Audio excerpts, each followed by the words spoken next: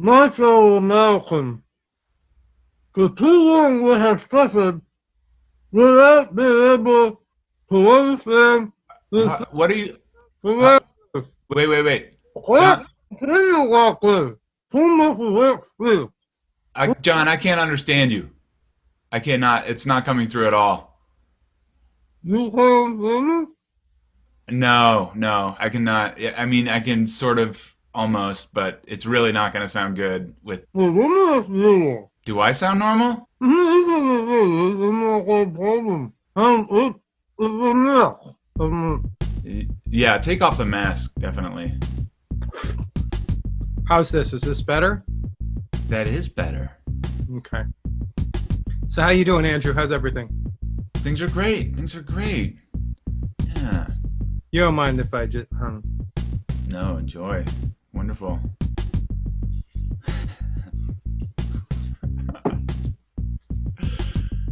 Would you like some cracked pepper, sir? You know, I wore the mask to start because I feel like we need to bring some public attention to this. I notice there are issues. Some people are wearing them. Some people simply aren't. As you know, I live in New York. And in New York, we're doing very well. Our numbers are down. They expected things to go back up once we started mellowing out a little with our restrictions. And that has not been the case. Very impressive. But as you know, because you don't live in New York, that's not true around the rest of the country. Sure isn't. So I wanted to bring up to you, Andrew, but this is also for you, viewer. How are you, by the way? I hope you're enjoying our show so far. It only just started, but I promise it'll get better than this. Oh, I guess we still can't hear them, so we don't know. But I digress. This has happened to me twice now. First, I went to a supermarket. I saw 6 different employees with masks on like this.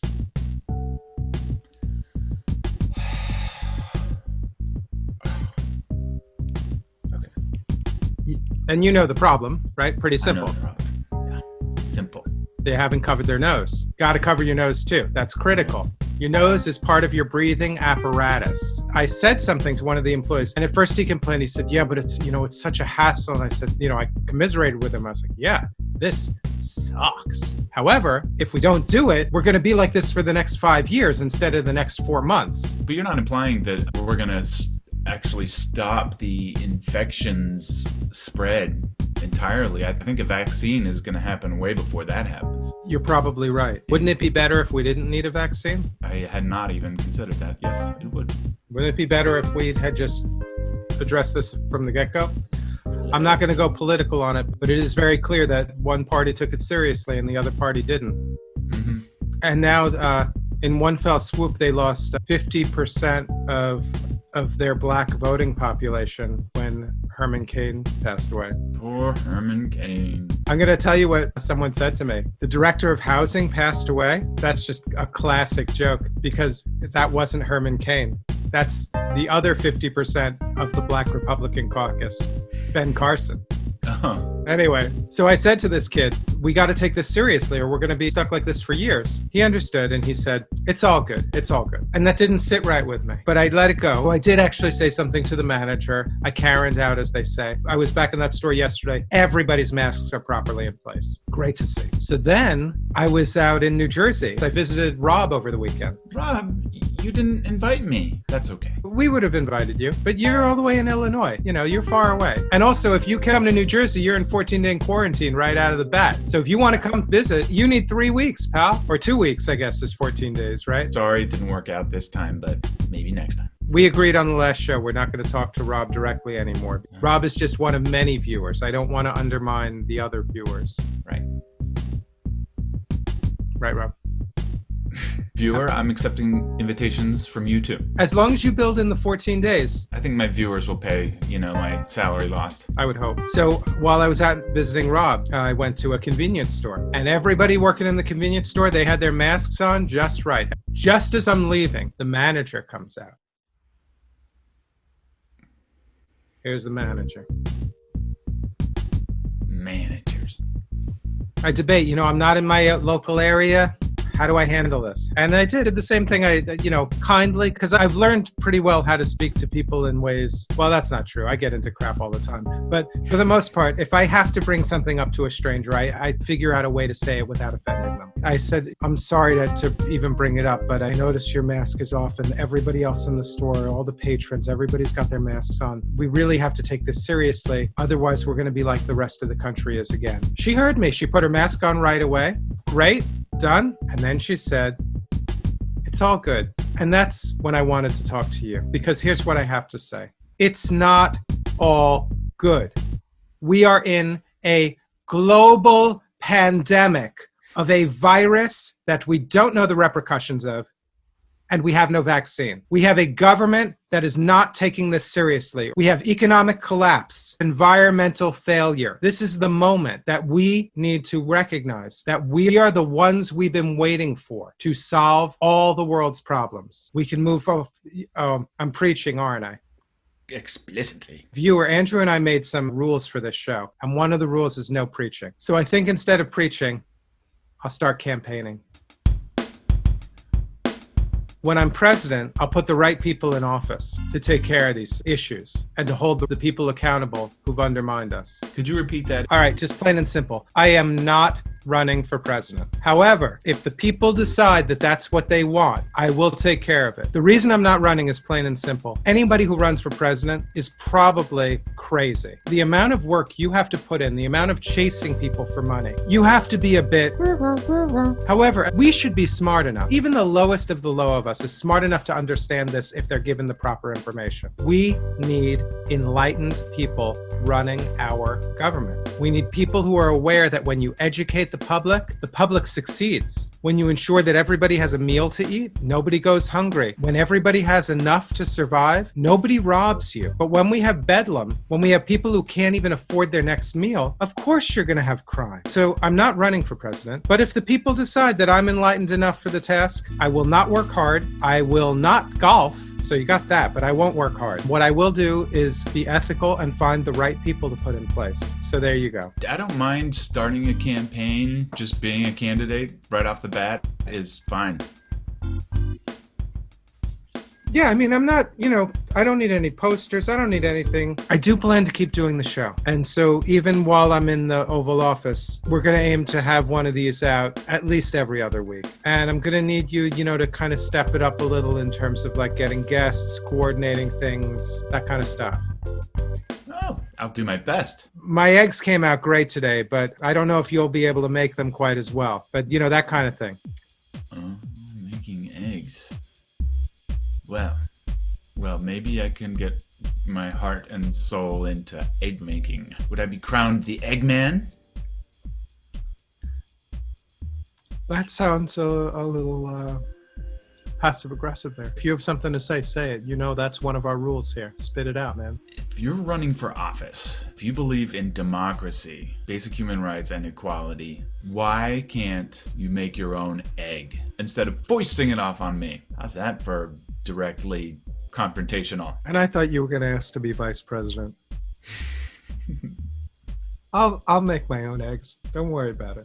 All right, good. Or I'll put the right people in the job for that. If I maintain this position of influence, really, because I'm not just passive-aggressive, I'm subtly coercive, I think that I should live in a glass house, literally. I would like to poop in front of people. And just to prove that transparency can be a thing. We all poop, right?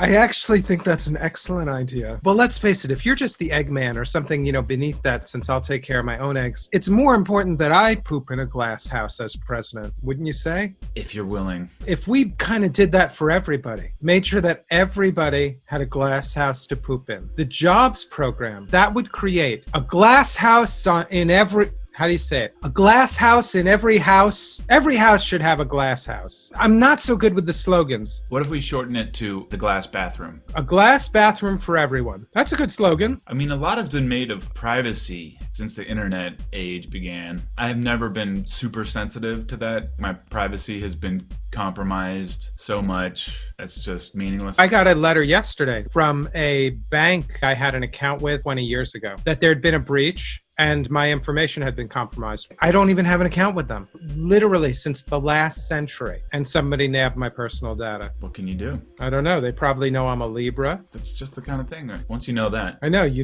right. You can pick up on all my business. Yeah. They probably know in the Chinese horoscopes that I'm a rooster. You know what you are? I'm a monkey.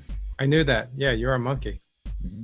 Monkeys good. Monkeys always, they're kind of wily. They get away with all kinds of stuff because they're monkeys. Yeah, they're pretty funny. I find that as a rooster, I have to learn how to work with monkeys. When I do, things go very well, but sometimes they can get the best of me. And not in a bad way, but sometimes I'll just be like, oh, that monkey. I want to bring up another issue I have with a lot of other politicians. I started wearing this almost a little bit, I don't want to say as a joke, because it's the American flag. I do take it seriously. But I feel that our politicians don't have enough flair. I got this new pin. I don't know if you can see that there. Oh, I think I got it upside down. What's that? Looks Do you like a know nice this rainbow. one? Yeah, but it's not just a rainbow. It's also got the black and brown. This is known as the Philadelphia Pride pin. You're originally from Philadelphia, are you not? Yes, born and mostly raised. I happen to be a huge fan of Philadelphia. The city with the most public art installations, incredible American history there. And not just the Liberty Bell, but you've got the Liberty Museum, which is fantastic. Ben Franklin's historic print shop. You have a beautiful art museum. What's it called? Philadelphia Museum of Art. You have the Rocky statue. True. Everybody loves the Rocky statue. You go over there, you've got people running up and down the steps of the art museum, right? That's where it is. Yeah. And standing in front of the Rocky statue and all that business. It's fun. Great city. Can't say enough. Anyway, I got another piece. This one I feel real good about. I just got this one. It's a fist. You know who that's for, right? Could it be Black Lives Matter? Of course. Super duper. What flair. I'm putting that one above the American flag. That's a weight on our shoulders right now. We've got to address that as a society. That's no joke. They're not really aligned that well. I'm going to have to work on that. But in general, most politicians, they only have like one piece of flair. When we worked at Bennigan's, you were required on your suspenders 14 pieces of flair. I had this great one. It was a little picture of a shark. It said, I'd kill Flipper for a tuna sandwich. I'd say politicians in general need more flair. I couldn't agree more.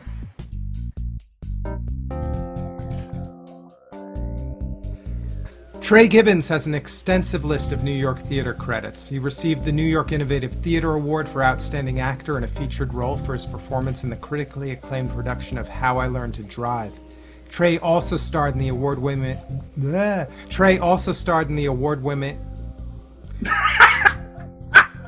Easy for you to say, John. Trey also starred in the award-winning...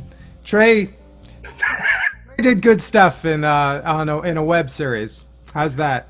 That's good, man. He starred in the award-winning web series Ain't That Life.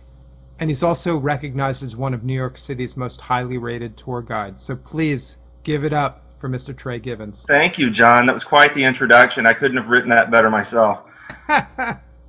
I'm sure I could have said it better myself. You know, one of the things that you and I talked about previously is how excited you were during these crazy lockdown months about getting a haircut. So for you, about 15 minutes ago, I finished doing this all by myself. You were much braver than I was. My last haircut was in February, before all this craziness hit, when we went into phase 2 of the reopening here in New York City. My very first subway ride since March 14th, and my very first trip out of my neighborhood since March 14th was to go to my barber on the Upper West Side, and there was already a line outside, and I never thought I would be so excited to get a haircut. And I told the lady, my barber, when I walked in, I said, oh, I've not wanted to see anybody more than you. Got a kick out of that. I'm not quite sure when we'll air this, but it was just this past Friday that Hamilton was out on Disney+. It was quite a beautiful production. And I was wondering if you got to see it, what you thought. It was wonderful. I'd been waiting, just like many, many other people, to see it for the first time. Tickets are very hard to come by. Fortunately, though, they did have a lottery for every show where they would give out, I think, 21 sets of tickets. Often on my tours when I'm down by Wall Street, I'll take tours into Trinity Church Cemetery and show them Alexander Hamilton's grave. You know, I would tell people when I go to the cemetery and be like, oh, you know, you can go online and enter their lottery for every show. So, you know, I do it all the time, and I've never won. And I always, at the end of my tours, give out my phone number. if I like them, so if they have questions later, how do I take train here, or what's a good Italian restaurant in this neighborhood, or whatever. On 2 separate occasions, I had tourists standing outside of the theater with their tickets say, "We won the lottery." And I'm like, oh my God, are you kidding me? It's like, I live here. I'm entering it all the time. You're here for 4 days and you entered and you won. But it gave me hope. Somebody's winning this. Somebody's actually winning. I thought the musical was great. I would recommend, people might need to turn on closed caption because it moves fast and sometimes it's hard to understand what they're saying. There's a line in it that is supposedly the fastest line of a musical ever written. "I'm taking this horse by the reins, making red coats ready with blood stains on it. I'm never going to stop." It's really something else. It's exposed this young generation to a part of our history that they probably would not have been interested in otherwise, but they did it through the hip-hop medium. As an actor, I can appreciate what they do. I think even non-actors appreciate what actors do. I'm not a musical theater actor. It's Lin-Manuel Miranda, but he seemed to do all right. They did a really good job with the filming of the production, but it's not like seeing it in person. It's not written or performed for the screen. It was written and performed for the stage. It's a totally different experience when you're watching a show in a theater. And I can't wait until the day that we can get back out there and go see live Broadway theater. They're saying now January of next year if we're lucky. And it's going to be a tricky situation to navigate. They're going to figure it out. I mean, it's New York. New York is always going to be okay in the long run. We bounced back from a lot of horrible things. And if any city can do this, I really have confidence that New York is going to do it. I was in Times Square for the first time since March 14th was the last day I gave a tour. I tell you, man, Times Square was very quiet. And it was not like Times Square as I've ever seen it before. I moved here in August of 1997, so we're coming up next month on 23 years for me, literally half my life. In the very beginning, I would make subway trips from my apartment in Prospect Heights, Brooklyn, just to Times Square, just to stand and marvel at the big, bright, loud thing that Times Square was. And then over the years, you become like most New Yorkers and you get jaded and you're like, Times Square, nothing but tourists. And the only reason I would ever go to Times Square, in the past 15 years would be to see a Broadway show. Sitting in the middle of an empty Times Square. All the lights were still on, but the stores were closed. These poor restaurants only make their business off of people who are pre and post theater. Are they going to be able to survive? Times Square is going to be the last New York neighborhood to really bounce back. I've been to other neighborhoods since then. I went to the Upper West Side. I went to Hell's Kitchen. I went to Greenwich Village, Soho, Little Italy, Chinatown, and getting out, enjoying being in the city again. And those other neighborhoods, they're alive. And it's heartening to see how many places actually survive, which that's New York. It's such an incredible city. It's not just remarkable because of the big, tall buildings and the great theater and museums. It's the people are what make this city great. New York City, without question, attracts a certain type of person who's not afraid of risk and change and a willingness to take any challenge that comes their way. I am definitely a city person. I was born in the wrong place. And I thank God I found the place where I belong. And I tell these kids sometimes on the tours, and I say kids, I mean teenagers in this case, they'll say, I'm thinking about moving to New York City. And I'm like, do it. Do it when you're young because you can fall flat on your face and you'll bounce right back. It's not for everybody, but it's for me. You're probably better off having started where you did because you appreciate it so much where you are now. There's not a day that I wake up and think, well, I wish I was somewhere else. I found where I belong. And that's what's made the pandemic and living in quarantine so very difficult. You move here because of the energy for the world-class theater and the finest art museums and the trendiest bars and the coolest restaurants. When you have all of that suddenly taken away from you and you're forced to live in a box, that I think is what was so, and I don't use this word lightly, traumatic for New Yorkers. So it's great to be getting back out there. Times Square will be the last of those neighborhoods in New York to come back. I'm wondering if when you went back to visit, was your man there? Which one? The naked cowboy? I didn't see the naked cowboy. I saw a couple of those grimy Elmos, though. John, are you familiar with the naked cowgirl? Yeah, I've had the displeasure of seeing her a couple times now. Folks who have not seen the naked cowgirl, but are familiar with the naked cowboy. He's in great shape. He's like 50 years old, but looks like he's 30. She is about 875 years old, walks around topless, which is legal in New York City, by the way. I said this on a tour one time. It's totally legal to walk around topless in New York City. And this teenage boy said, wow, I wish more women knew that. I said, no, you don't. He's the naked cowgirl. We mentioned earlier that you were New York City's most highly rated tour guide. I'm not the most highly rated. I am one of the most highly rated. I would say there are probably tour guides that are better than me. There aren't many. Their contact info, that would be great. We can get them on the show. So, yeah, maybe we could. I'd be fine. Like a battle of the tour guides. We could do that as sort of like a competition thing. Yeah, sure. I'm up for that. Go TripAdvisor.com and just type in my name and see all the reviews that come up. I got into this in 2008. I'd been reading about New York, books and watching documentary films, reading newspaper articles about the city, never with the idea of being a tour guide, just because I love New York. So when people would come visit, I'd walk them around and be like, oh, let me tell you what happened in this building. Or, oh, let me tell you about the gang fight that went down in this alley. And people would say, you should be a tour guide. You have to actually get licensed by the Department of Consumer Affairs. You go downtown, you take a test, and it's pretty extensive. It covers a lot of aspects of the city, not just the history of the city, but the architecture, ethnic cuisine, public transportation, and how to get from point A to point B, sports teams. And I took the test and I passed it, and the rest is history. I've contacted you a couple of times over the years when I had friends visiting from out of town to see if you could do a tour for us. As soon as they let us start doing that type of thing again, I'm absolutely going to get in touch with you. Maybe bring my kids who you will both love and be totally fed up with, and have you take us somewhere that we haven't seen. Well, I would love to take you and your family for a tour of the greatest city in the world, and we will be back. It really is in so many ways. It's the greatest city in the world. It's the greatest city in the world.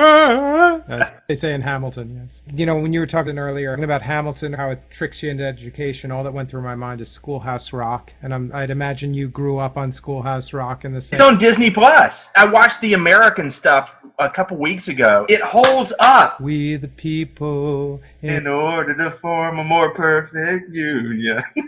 It made me cry a little bit. And I don't think 5 years ago that would have made me cry. But now where we are... The reason I love America is because of that stuff. That Lin-Manuel Miranda can bring out a black Thomas Jefferson, and it becomes the hit show of the century. If that doesn't say it all about America, I don't know what does. We're this incredible experiment. We keep discovering our mistakes and trying to fix them at this ugly time that we are in. This is the darkness before the light. I can't say it enough of how impressive it is that people stay. You seem like you're stronger than ever and more hopeful than ever. The things that we did here, if we could do this in the most densely populated area, you can do that too. It takes commitment to something bigger than yourself. And that's what makes New York so great. As big as it is a community. Let us do one of the things that we do best, and that's lead the way. For 400 years, since the Dutch got here in the 1620s, we've been leading the way. You know, when they came and, basically stole the island of Manhattan from the Native Americans and then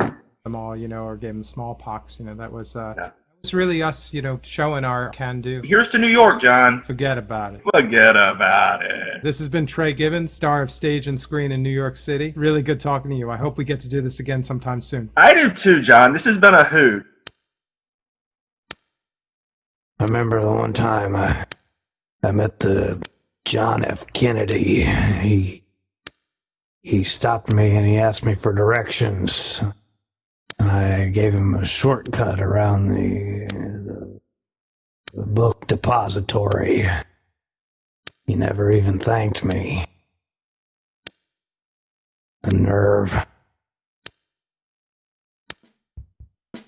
One of the things I've noticed keeps popping up in the news, politicians who in their youth had been to parties or whatever, whether it was for joking reasons or serious reasons, photos of white politicians in blackface.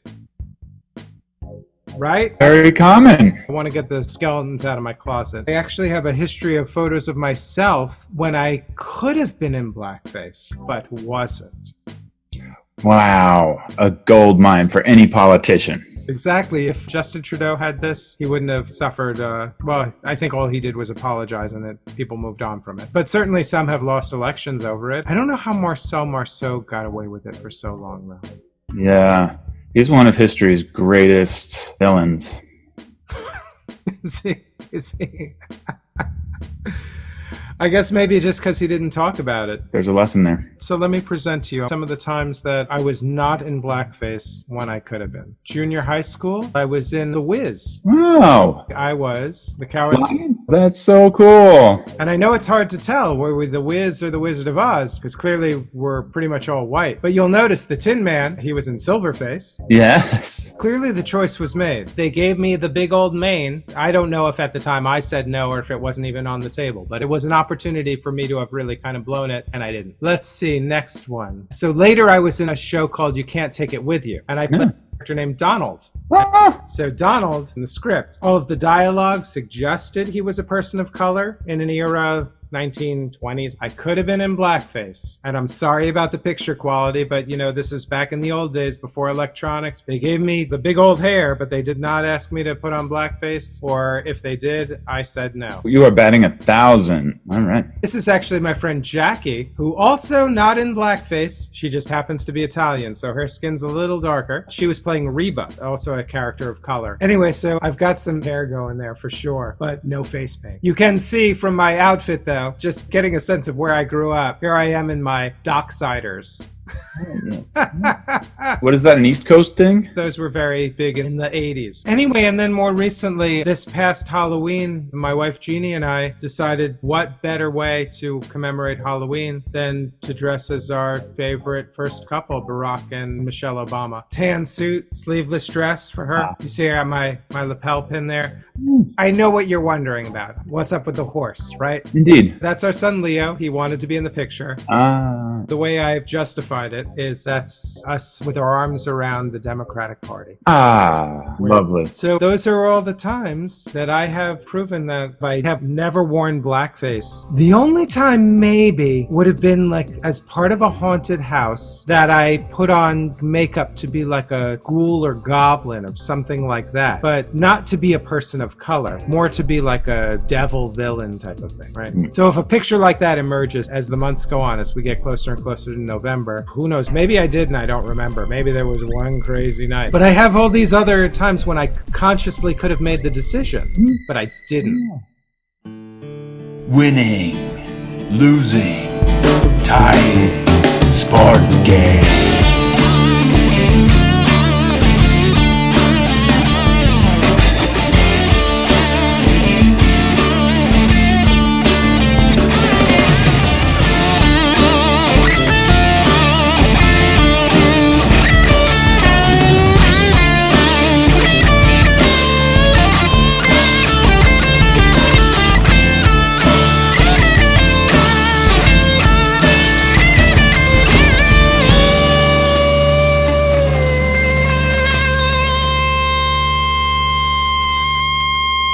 Welcome to Sports Game with our favorite host, the incredible Chrystal Stone. How you doing, Chrystal? Hi, John and Andrew. I'm doing excellent. We had so much fun after the last episode. We were thinking of ways to show you that we actually heard the things you were saying to us. We learned a lot in the last episode. We learned, firstly, that football isn't happening right now because it's summertime. We also learned that football might not be happening at all because of COVID, obviously. There may be no football season this year. So I don't know for sure there's been a decision on that. Do you know? Depends on who you ask, actually. There have been schools like the University of Connecticut, the Ivy Leagues, Harvard and Princeton. They've canceled their football seasons. And the Mid-American Conference just canceled football this season. So that includes Western Michigan, Ball State, the University of Buffalo, and the Big Ten Conference. The commissioner is leaning toward wanting to postpone football until the spring. Coaches and the athletic directors from all the schools have to chime in. It's not looking good, especially with what happened with the MLB, the outbreaks that have been happening with the Marlins, the Phillies, and now the Cardinals. Games have been postponed, and people are looking at that as an example of what could happen with the NFL. You mentioned the MLB. I thought it was BLM. So that's Major League Baseball versus Black Lives Matter. Totally different. One's a sport, one is a social justice movement. Okay. So Major League Football, we don't know about yet. So the National Football League is what we don't know about yet. Their season is scheduled. The practices are scheduled. They are going to move forward, but the expectation is that there are games that may be postponed, may have to be rescheduled, but they are planning to move full steam ahead. Andrew and I were talking, and we knew that it was likely that there wasn't going to be football for this whole year. And I knew that probably was something that you were not happy about. So we thought that just for this episode, we would play football for you. So if that's all right, we're going to do our best here and play a little football. So who's ready for some football? Ready. All right. I got my Michael Vick football. Wow. I got it on sale. Ooh, I'm sure. Oh, my puppies are refusing to come on the show. Oh, man. I think Michael Vick has probably turned his life around and done a lot for dogs now. He definitely turned his life around, went on to play several more years in the NFL, and is now retired and is a commentator. I'm sure he's done great things for dogs as well. All right. Well, I'm going to... Oh, shoot. I can't even do this. And now, Andrew, you got to do the... Oh, I'm going to do the anthem. Lift every voice and sing till earth and heaven ring. Ring with the harmonies of liberty. Let our rejoicing rise high as the listening skies.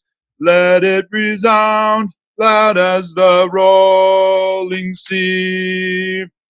Sing a song full of the faith that the dark past has taught us. Sing a song full of the hope that the present has brought us. Facing the rising sun of our new day begun, let us march on till victory is won.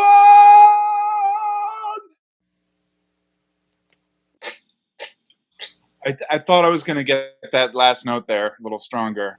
Two things. Andrew, you are definitely the first white person I have ever seen even attempt to sing the National Black Anthem. What's so beautiful about the National Black Anthem is the melody. And I have never heard someone be so far off. I pray that's not the version that they will play during the NFL football games, because that was terrible. And you were reading it. I haven't been here for a while, and you haven't taken time from when I first sung it on this show to memorize the words. I have nothing else to say. Did I just ruin the season? Don't do that again. All right. But thank you. Sorry. It's a rocky road, you know. Without struggle, there's no progress. You're gonna quote more.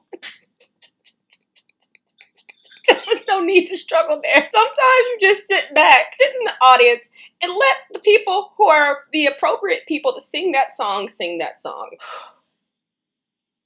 Go ahead. What is this football game you got about to play? All right. I want to play football. Wait. I didn't want to hurt your feelings. My feelings are hurt, but I feel like Black America is offended.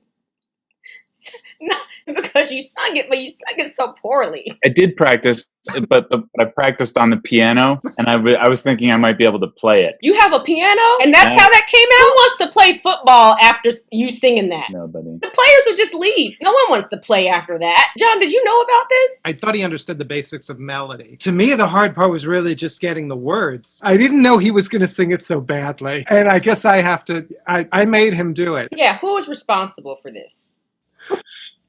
Yeah. Andrew, did you think about it thoroughly? Like, contemplate the idea that you would be singing the National Black Anthem to a Black person? No. I just thought this is a fun, beautiful, good tune, and I thought, I'll do it. Fun, good tune, I don't think is the appropriate description for a song that narrates the Black struggle in America. I had 3 people say to me since they saw the episode that we should replace the current national anthem with that song. And my only issue with it is that in the first sentence they mentioned heaven, separation of church and state. We shouldn't be talking about heaven in a song about our nation. But honestly, other than that, the whole sentiment of it, that we learn from the mistakes of the past, and that's how we have faith in the future. But at the same time, that we have the hope of the present, because even as things are dark and challenging right now, things are changing. This year, 2020, has been a year of destroying things that aren't working. It's chaotic and it's crazy, but at the same time, it's what you have to do to transform. I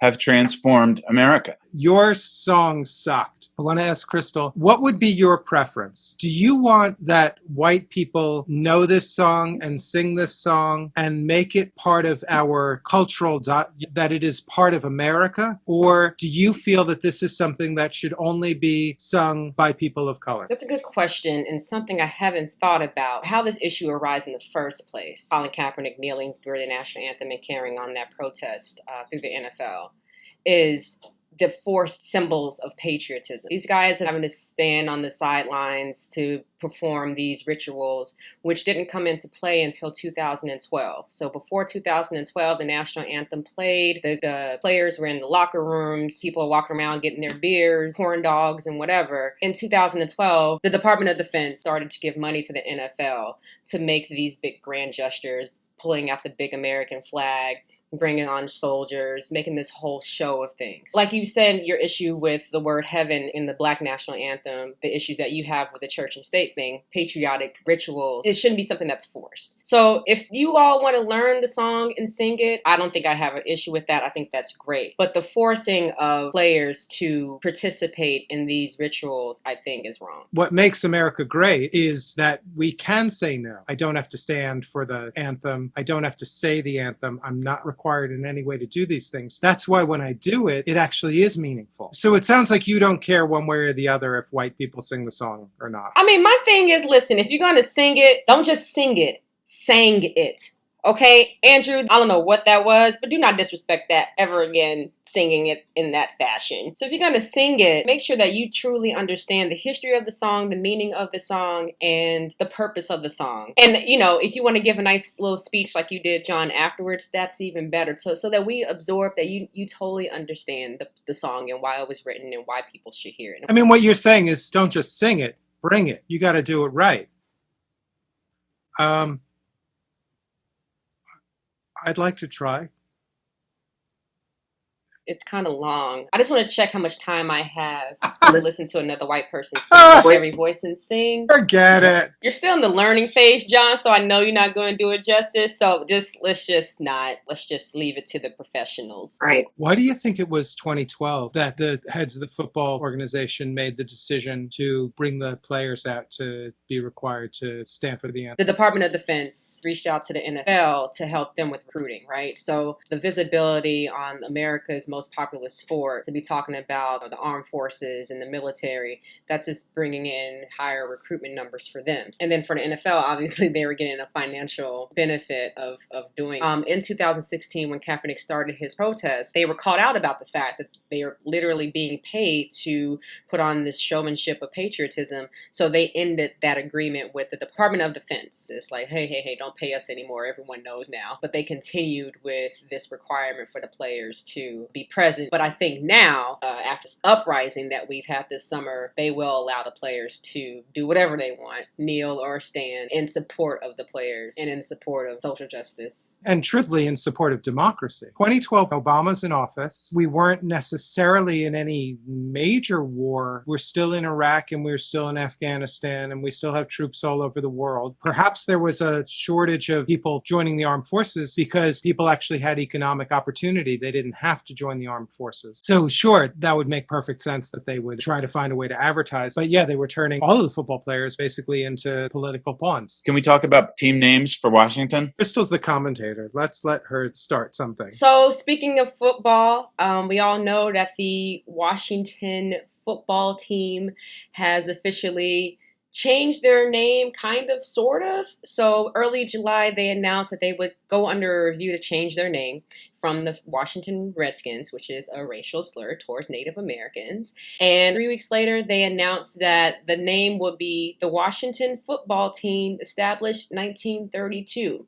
So after 2 to 3 weeks of thinking and contemplating, that was the best that they came up with. Even though social media and the sports media have really helped them out with various options, graphics, people put graphics out on Twitter and social media. All they had to do was just pick one and move on, but here we are. We could definitely come up with better names than the Washington Football Team. Isn't there a team called the 49ers? They could be the 32ers. Done. Of course, that's good. Redskins was not a good name for the obvious reasons. You know, it was kind of sinful. So I was thinking, like, what about like Red Sins instead of Redskins? And then they could keep most of their merchandise. They could just, like, you know, scratch out the cat. Red Fins, Red Wins, because they'll win games. They won't win games, so that's definitely... Red Zin. Everybody likes a good Red Zin. It's got to start with a D. It's got to be the DC whatevers, or we're always going to think it's Washington State they're talking about. It is Washington State. What are you, DC? Tell them, Chrystal. There aren't even Native Americans in Washington, DC. There are definitely Native Americans all over the country, including DC. Not Washington State. That's on the other side of the country. It's Washington, D.C. Fine. You know, I know they have a lot of players of color on the team, right? Instead of Redskins, would Washington Brownskins be all right? Or is that not appropriate? That is definitely not appropriate. Washington Rainbow Skins. How about we just deviate away from skin, red, anything like that? Some of the names that have been played around on social media are the Washington Warriors, the Washington Renegades, to pay homage to the Tuskegee Airmen, which are a group of Black Air Force fighters. They wanted to be called the Washington Red Tails. That was their nickname, the Red Tails. That's great.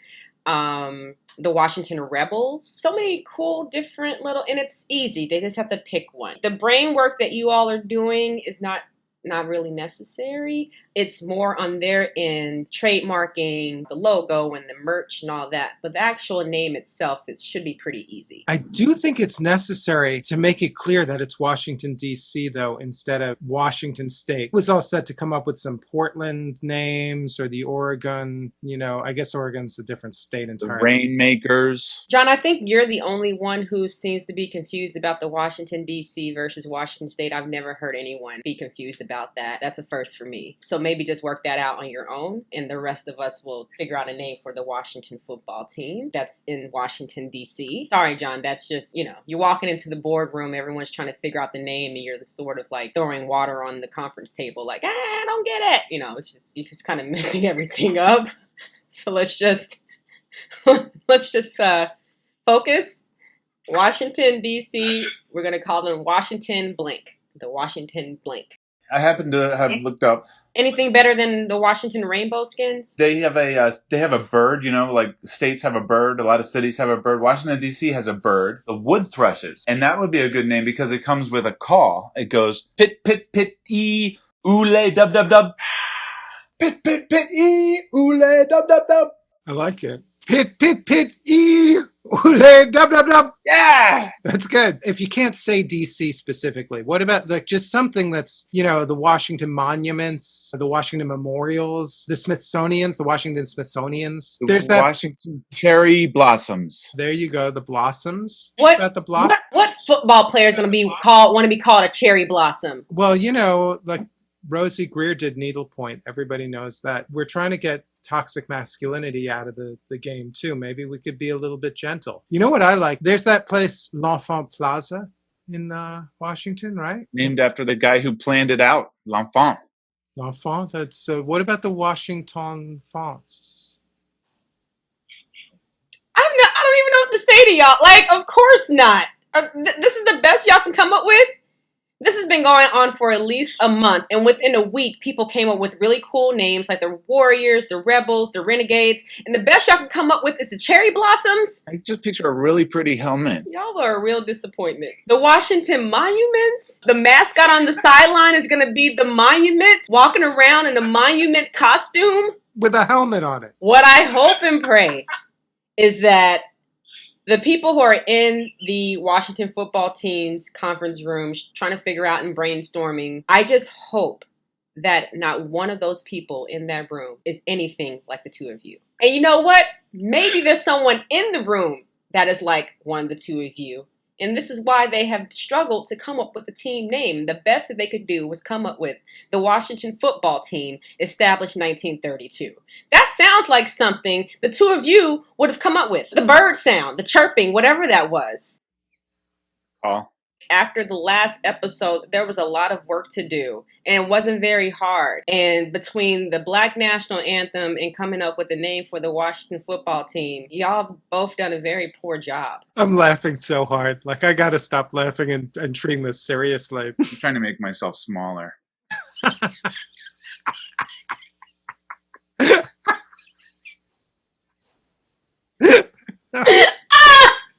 You said something last time about Colin Kaepernick. You referred to him as blackballed quarterback Colin Kaepernick. Andrew and I have talked tons about language. What a terrible term. Why is it white lies are good lies? Blackballed is a bad thing. And there's word after word like this. The only one I know of is in economics. To be in the black is a good thing. That's kind of the only one I really know of. Other than that, black magic is considered bad. It's one thing after another like that. And it came up recently. A friend of mine who's a realtor brought up this issue of the master bedroom, that she is sort of championing the change of not calling it the master bedroom anymore. I think now they're just calling it the primary bedroom. I find that language, it's fascinating how sneaky it is, that you don't even know you're saying it, that word after word after word is like this. I'm preaching, right, Andrew? Yeah, mustn't preach. Not preaching, campaigning. It's important, though, the origins of all these type of words come from white supremacy, right? Those are the roots of these type of words, blacklisted, the things that you mentioned, for sure. I think the consensus of the Black community is like, while it's nice that things like this are being addressed, master bedroom, the playing of the Black National Anthem, painting Black Lives Matter on the streets, like all these things, these symbols, they're great. And Jemima, Ben, the imagery is great, but we're not addressing enough the systemic racism in this country and how that permeates all the decisions and the policy, the deep work that needs to be done. The change in the master bedroom, that's you literally just change one word to another, really attacking the effects of systemic racism all the way back from slavery to now. That's the deep work that this country needs to do, and that's what we're really asking for. My favorite sport is politics. I want to see changes to education. When I'm president, I plan to put in people who can take care of these things. So clearly education is number one, but we've got so much to do. We have these rules about the show that we've been trying to maintain, and one of them is that I should not preach. So I have to stop preaching. Oh. Preaching, I'm campaigning. Chrystal, I hope when I am president that I can count on you to be my sports advisor. I'm prepared to offer Chrystal the position of vice president. Wow, I am flattered. I do have questions, John. Yeah, I hope that day never comes. Just keep me away from the interns. Andrew will keep doing the show. He's already promised every other week we get an episode out. It'll sort of be the State of the Union address, Jon Goldstein's regular State of the Union address. Call it symbolic, but I'm happy to commit to changing the anthem. If not to lift every voice and sing, maybe we can write something together that really hits home for everybody. That'd be nice. This episode might not be funny, but hopefully we'll touch people's hearts. We never even got to play football. Yeah, I know. I had this whole plan. I was going to throw him the football. Hey, ready? This is our... I'm ready. All right, one play. Come on. Ready? Yep. Nice. Here, throw it back. What? Hey. Wait a second. Here it comes. What is going on? Nice. Throw it back. Oh, yeah, got it. Nice. The knowledge. If that's what you all consider football, I never ever want to watch that ever again. It's more than just football. This is SportGame. We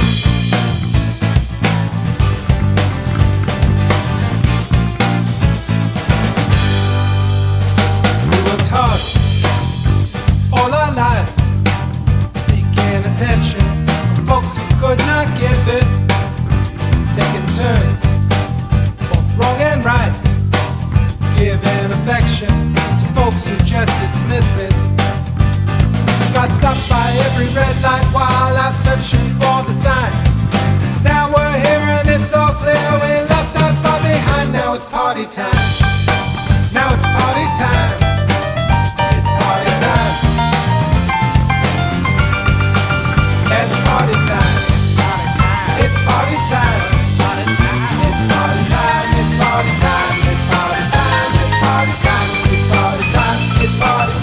Let's party!